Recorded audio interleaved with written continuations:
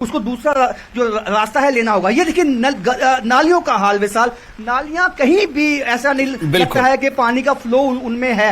नालियां जाम हो चुकी हैं, नालियों में जो है जो प्लास्टिक है उसकी वजह से नालियां जाम हो चुकी हैं। तो इसमें प्रशासन और आम लोग जो हैं जम्मू के, उनको अपनी जिम्मेदारी समझनी होगी। उनको ये समझना होगा कि ये केवल काम प्रशासन का नहीं है, बल्कि उनको भी अपनी जिम्मेदारी समझनी होगी। और जिम्मेदारी समझते हुए जो है वो यहाँ पे इस बात को यकीनी बनाना है कि उनके बच्चों का और किसी तरह का जो नुकसान है यहाँ पे लोगों को ना हो, क्योंकि इससे कोई एक्सीडेंट हो सकता है, क्योंकि पानी के नीचे कोई खड्डा है क्या है ये मालूम नहीं होता है। और उसकी वजह से जो दो पहिया वाहन हैं उनको काफी दिक्कतें आती हैं। कई दफा हमने देखा है कि दो पहिया वाहन जो होते हैं उनके एक्सीडेंट्स भी इसकी वजह से होते हैं कि उनको मालूम ही नहीं होता है कि नीचे खड्डा है नहीं है। तो यहाँ पे देख सकते हैं कि जो गाड़ियां हैं उससे बाकी जो चलने वाले हैं उनको भी दिखते हैं, क्योंकि जो खड्डे हैं उनकी वजह से जो पानी उछल के जो गंदा पानी आता है उसकी वजह से भी लोगों को दिक्कतें आती हैं। मैं अपने विजय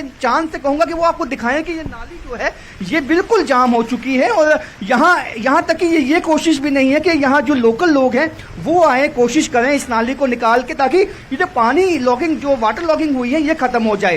तो ऐसा है, प्रशासन लोगों की तरफ देखता है और लोग जो हैं वो प्रशासन की तरफ देखते हैं कि वो कुछ करेंगे। लेकिन एक कंबाइंड एक कलेक्टिव एफर्ट जो है वो सबका चाहिए, ताकि जम्मू को वाकई ही स्मार्ट बनाया जा सके। केवल किताबों पे कागजों में स्मार्ट ना बने। इससे कुछ ही दूर पे विशाल गोल्ड मार्केट का इलाका है जिसे अभी हाल ही में इनॉग्रेट किया गया एलजी मनोज सिन्हा की तरफ से। और वहां जो हालांकि वाटर लॉगिंग नहीं है, हम वहीं से होकर आए, लेकिन वहां वाटर लॉगिंग नहीं है। लेकिन केवल गोल्ड मार्केट या ऐसे इलाकों को ही स्मार्ट नहीं बनाना है, बल्कि जम्मू के विभिन्न इलाके जो हैं उनको भी स्मार्ट बनाना है। ये जिम्मेदारी सबको लेनी होगी। जी विशाल।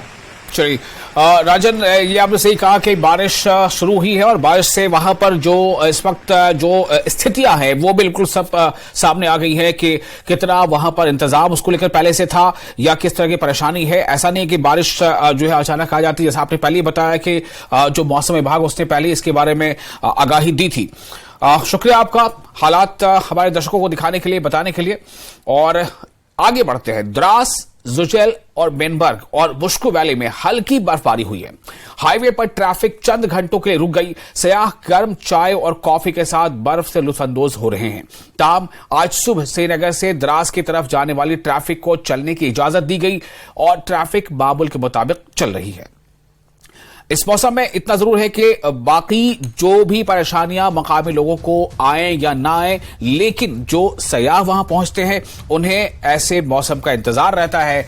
उनका सपना होता है, उनकी आरजू होती है कि वो बर्फबारी को अपनी आंखों से देखें, उसे महसूस करें और बर्फबारी होते हुए वो उसे अपने कैमरे में कैद भी करें। तो ये सयाहों के लिए शुरुआती जो बर्फबारी है ये उन्हें बहुत उनके लिए खुश आयंद है।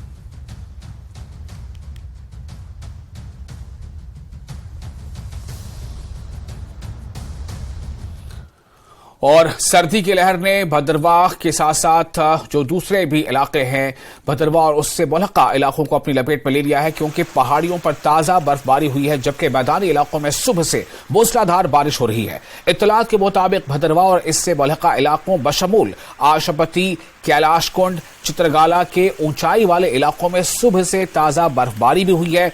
बालाई इलाकों में ताजा बर्फबारी के बायस सर्दी की लहर ने पूरे इलाके को अपनी लपेट में ले लिया है और लोग गर्म कपड़े पहनने और चिमनियां जलाने पर मजबूर हो गए।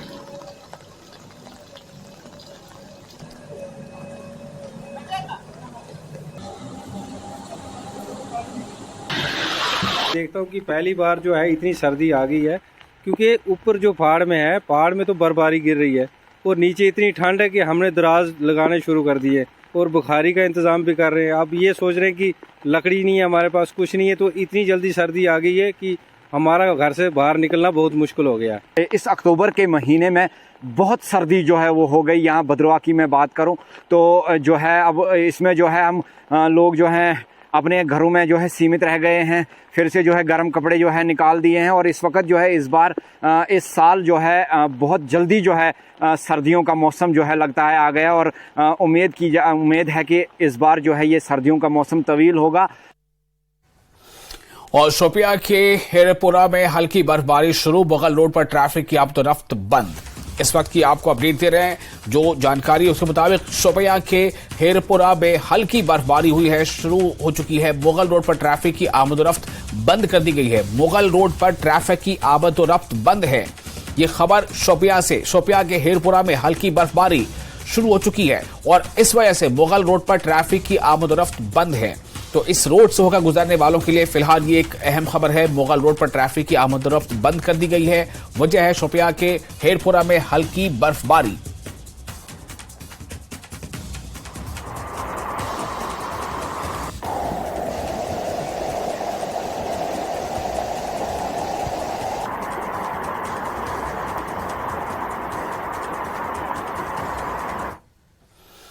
और फिलहाल एक छोटा सा ब्रेक लेते हैं। ब्रेक के बाद खबरों का सिलसिला जारी रहेगा।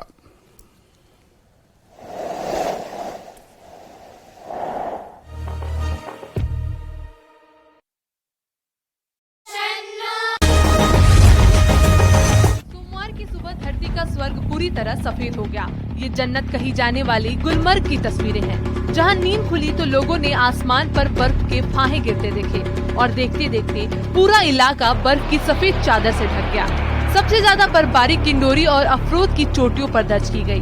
घर, मकान, होटल, पेड़ पौधे, बिजली के खंभे और यहाँ तक कि बिजली के तार भी बर्फ से ढक चुके हैं।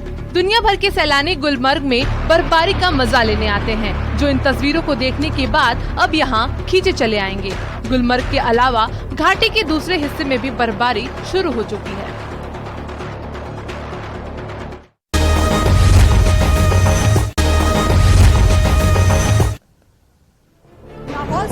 शनिवार से ही मौसम का मिजाज बदला हुआ है। घाटी में पहाड़ की ऊंची चोटियों पर लगातार बर्फबारी हो रही है। बारालाचा और शिंकुला दर्रे के पास करीब 2 फुट तक बर्फबारी हुई, जिससे सड़कों पर गाड़ियों की आवाजाही पर ब्रेक लग चुका है। दारचा पुलिस चेक पोस्ट के पास करीब 70 से 80 वाहन फंसे हुए हैं। इनमें ज्यादातर बड़ी गाड़ियां हैं, जो लद्दाख में सेना के लिए जरूरी सामान लेकर जा रही थी। सड़क पर जाम से लोगों को काफी परेशानी हो रही है। हालांकि प्रशासन ने ले जाने वाली कुछ गाड़ियों को यहां से निकाल दिया, लेकिन बाकी गाड़ियां कब तक फंसी रहेंगी ये पता नहीं, क्योंकि मौसम विभाग ने यहां ऊंचाई वाले इलाकों पर बर्फबारी के अलावा निचले इलाकों में बारिश का अनुमान भी जाहिर किया है।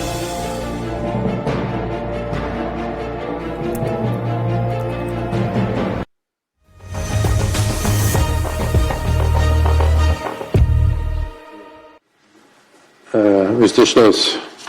Weightlifting considerations.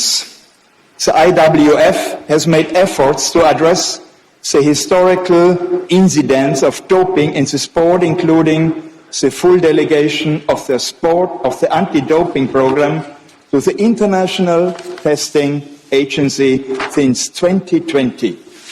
Elected new leadership and the revision of the IWF 2021 Constitution with the support of an ASOIF expert was approved at the Congress in September 2023. According to the ITA, there have been strides in enhancing the integrity of the sport and upholding the values of clean competition. It will be essential for the IWF to continue to demonstrate its transition towards an effective change in culture. The IWF Constitution's practical application needs to be monitored closely to ensure that an effective change of culture has been implemented. This monitoring includes Paris 2024 and LA 2028. The Programme Commission and IOC Executive Board therefore recommend the following. The Olympic Programme Commission recommends to the IOC Executive Board to propose the IOC session the inclusion of weightlifting in the LA 28 sports programme following the decision of the International Weightlifting Federation to delegate its anti-doping management to the International Testing Agency and its sanctioning to the Court of Arbitration for Sport at least until end of the year 2028. The anti-doping programs for the Paris 2024 Olympic qualification and the Olympic competition will continue to be closely monitored by the IOC, as well as the implementation of the governance and cultural changes adopted by the International Weightlifting Federation. Thank you very much, Mr. Stoß. Are there questions to weightlifting? No. Then the Executive Board has already done its job. We are proposing it to you. We have approved this recommendation. Therefore, we can go straight to the vote. Who is in favor of this proposal of the Executive Board? Please raise your hand.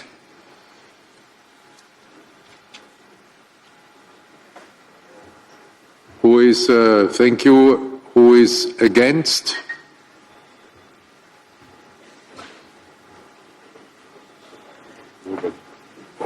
See nobody? Do I see everybody? If not, you shout. Okay, then who is abstaining?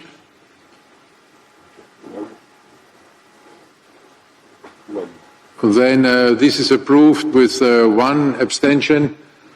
Thank you very much, Mr. Stoß, and congratulations to the new president of the International Weightlifting Federation, Mr. Mohamed Chalut, who is here with us.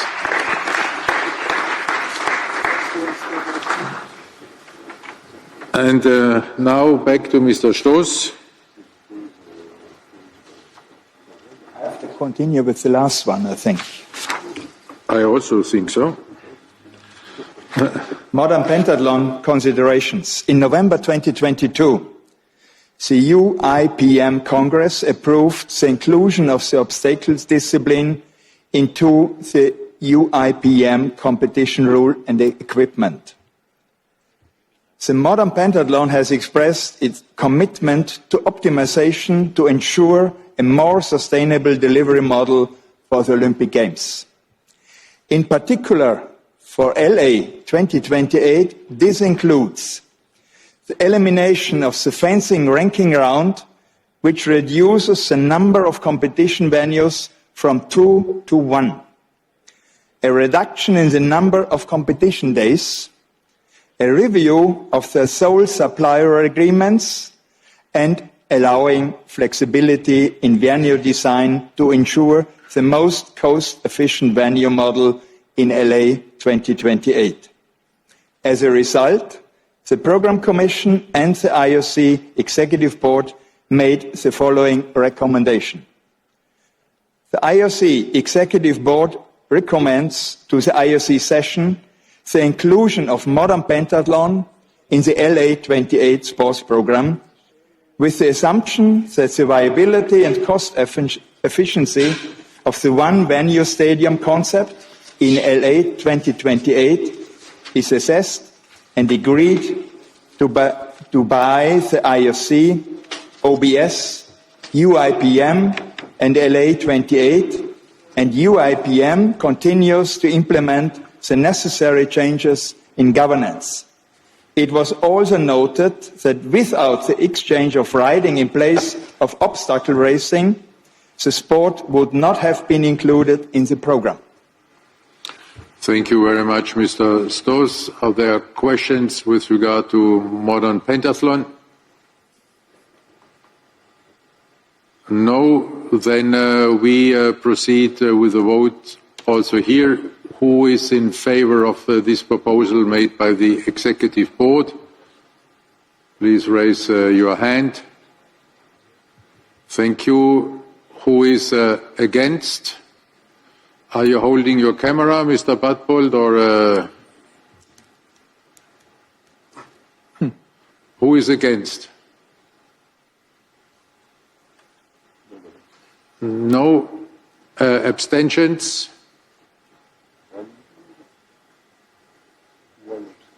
Then we have one abstention, so the proposal is approved.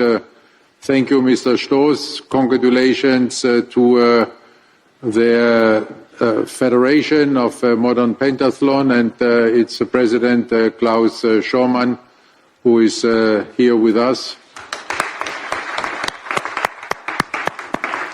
and who survived another vote of this session with his sport. Thank you there to all of you. And now we can have a lunch break. I propose that we are back here in the room at 2:20, please. At 2:20, and then we will resume the afternoon with Paris, so please be in time.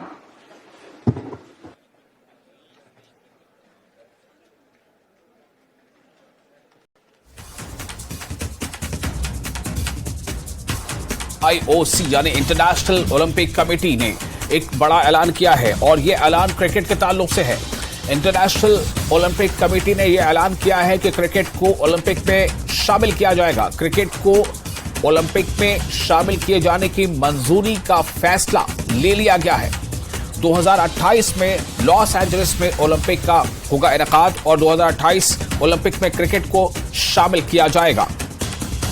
तो international Olympic committee ने इस बात का बाकायदा ऐलान कर दिया है कि क्रिकेट को ओलंपिक में शामिल किया जा रहा है और क्रिकेट को ओलंपिक में शामिल किया जाएगा। 2028 ओलंपिक खेलों में क्रिकेट शामिल होगा और 2028 में जो लॉस एंजलिस में जो ओलंपिक का आयोजन होना है 2028 में, साल 2028 में लॉस एंजलिस में होगा ओलंपिक का आयोजन।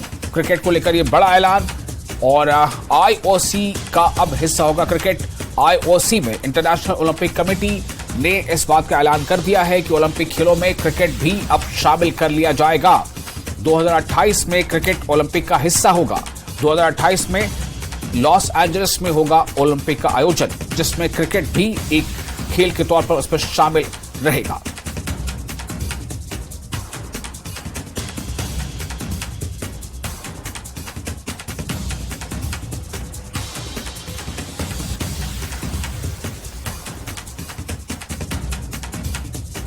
तो इंटरनेशनल ओलंपिक कमेटी की तरफ से एक बड़ा ऐलान और जाहिर है कि क्रिकेट के जो शायकीन हैं, जो क्रिकेट के फॉलोअर्स हैं, क्रिकेट को खेलने वाले हैं, क्रिकेट को देखने वाले हैं, क्रिकेट को जानने वाले, समझने वाले हैं, उन सब के लिए ये ऐलान एक बहुत बड़ी खुशी से कम नहीं है। तो क्रिकेट अब ओलंपिक का भी हिस्सा होगा। इंटरनेशनल ओलंपिक कमेटी ने क्रिकेट को शामिल करने के फैसले का ऐलान कर दिया है और ये एक बड़ा ऐलान है स्पोर्ट्स के लिए भी और खुसूसन खास तौर से क्रिकेट के लिए भी। तो इंटरनेशनल ओलंपिक कमेटी ने क्रिकेट को लेकर यह ऐलान कर दिया है कि 2028 ओलंपिक के खेलों में क्रिकेट को शामिल किया जाएगा। 2028 में लॉस एंजलिस में होगा ओलंपिक खेलों का इनेकाद।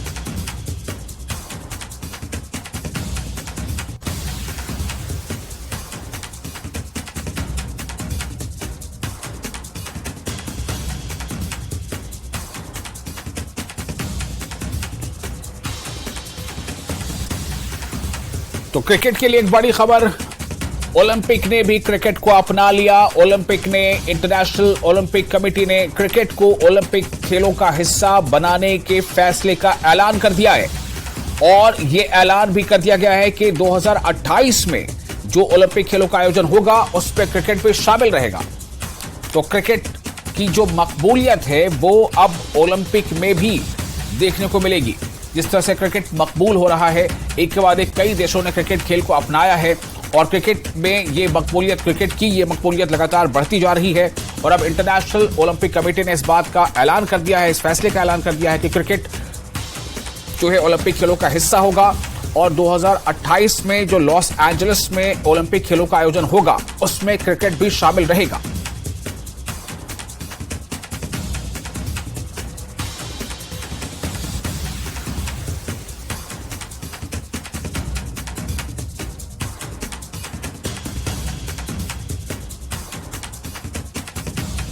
तो इंटरनेशनल ओलंपिक कमेटी यानी IOC का बड़ा ऐलान, क्रिकेट को लेकर एक बड़ा ऐलान और ये बड़ा ऐलान इस बात को साबित करता है कि क्रिकेट की मकबूलियत कितनी तेजी से बढ़ती जा रही है।